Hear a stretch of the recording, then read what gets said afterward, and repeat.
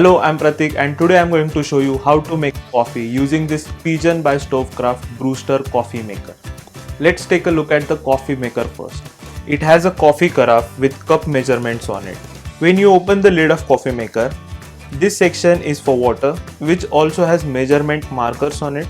There is a removable coffee filter and this is an on-off button. Let's brew ourselves a cup of coffee now. Pour some water into the water section, 2 scoops of ground coffee and put it inside the filter.